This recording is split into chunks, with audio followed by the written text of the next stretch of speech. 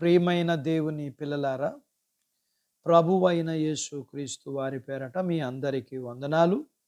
ప్రభువు పేరట మీ అందరికీ శుభములు, దీవెనలు కలుగునుగాక. ఈ ఉదయకాలం పరిశుద్ధ గ్రంథం నుండి దేవుని వాక్యాన్ని చదువుకుందాం. ప్రసంగి గ్రంథం 8వ అధ్యాయం 11వ వచనాన్ని చదువుకుందాం. దుష్క్రియకు తగిన శిక్ష శీఘ్రంగా కలుగుకపోవట చూచి మనుషులు భయము విడిచి హృదయపూర్వకంగా దుష్క్రియలు చెయ్యదురు. దేవుడు తన మాటలు మన కొరకు దీవించునుగాక. ఆమేన్. ప్రియమైన దేవుని పిల్లలారా, మనుషుల మధ్య సంతోషం సమాధానాలు ఉండాలన్న ఉద్దేశంతో దేవుడు మనుషులు కొన్ని ఆజ్ఞలు విధులు కట్టడలు నియమించాడు. ఈ లోకానుసారంగా జీవించే వాళ్ళకి ఈ లోక భోగాలు అనుభవించాలంటే దేవుని ఆజ్ఞలు విధులు కట్టడలు వారికి అడ్డుగా ఉంటున్నాయి. అందుకే వాటిని పట్టించుకోకుండా తమ ఇష్టానుసారంగా జీవించడానికే ఇష్టం చూపిస్తున్నారు మనుషులు. నిరంతరం పాపం చేయడానికి కారణం దేవుడంటే భయం లేకపోవడమే.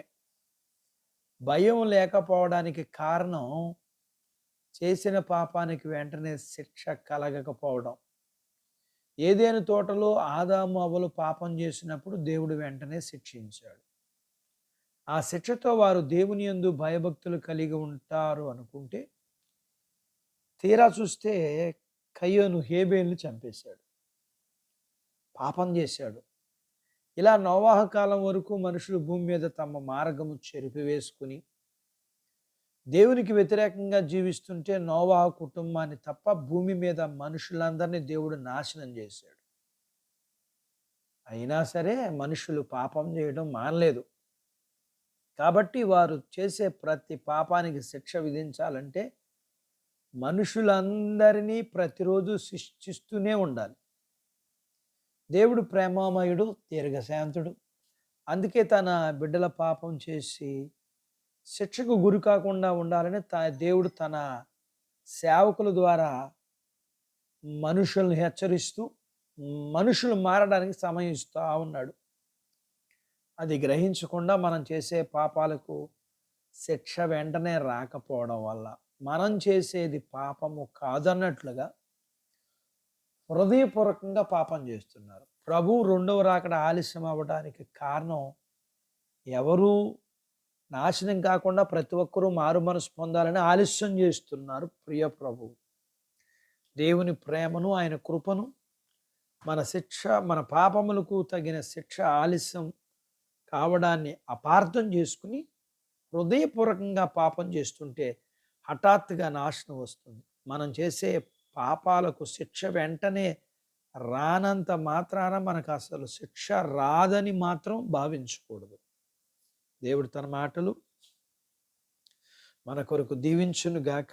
ఆమేన్. ప్రార్థించుకుందాం. నాతో పాటు ఏకీభవించండి. మమ్మల్ని మిక్కిలిగా ప్రేమించిన మా ప్రియా పరలోకపు తండ్రి, మీ పరిశుద్ధ నామమును బట్టి మీకు వందనాలు. ఈ ఉదయకాలం మీ పాదాల దగ్గర మీ లేఖనాన్ని మేము నేర్చుకోవడానికి సహాయం చేశారు. నేర్చుకున్న లేఖనపు సత్యాన్ని బట్టి ఆదాము కాలములో వెంటనే శిక్ష కలిగింది వారు పాపం చేస్తే, కయ్యోను కాలంలో వెంటనే శిక్ష కలిగింది వారు పాపం చేస్తే. ఆ తర్వాత మీరు శిక్షను ఆలస్యం చేస్తూ మారుతారని ఈరోజు వరకు మీరు మా ఎడల ప్రేమ కృప చూపిస్తున్నప్పుడు దానిని మేము అలుసుగా తీసుకోనక మేము దాని విషయములో మీ యొక్క ఆలస్యం విషయంలో, మీ ప్రేమ విషయంలో, మీ ఓర్పు విషయంలో మేము మరి జాగ్రత్త కలిగి మీకు ఇష్టలుగా జీవించడానికి కావలసిన జ్ఞానాన్ని మీ పిల్లలమైన మా అందరికీ అనుగ్రహించండి. మీ పిల్లల్ని మీరు దీవించండి. చిన్న బిడ్డలను, యవనస్తులను, వృద్ధులను, స్త్రీలను, పురుషులను దీవించండి. వారి చదువుల్లో, ఆరోగ్యాల్లో, ఉద్యోగ ప్రయత్నాల్లో విజయాలు ఇవ్వండి. ఉద్యోగాల్లో ప్రమోషన్స్ ఇవ్వండి. చేతి పనులు, వ్యాపారాలు, పొలాలు, పశువులను కూడా దీవించండి. వివాహాలు కాని వారికి అవటానికి, గర్భఫలములు లేకున్న వారికి ఇమ్మని, కలిగిన వారికి సుఖమైన ప్రసూతి ఇమ్మని, ప్రసూతి అయిన తల్లి పిల్లలకు ఆరోగ్యాలు ఇమ్మని, మీ పిల్లల అవసరాలు, సమస్యలు, బలహీనత, రుణాలు తీర్చమని, మీ పిల్లల్ని మీరు దీవించమని యేసు ప్రభు వారి పేరట స్తుతించి ప్రార్థించి అడిగినవన్నీ పొందుకుని ఉన్నాము తండ్రి. ఆమెన్. దేవుడు మిమ్మల్ని దీవించునుగాక. ఆమెన్.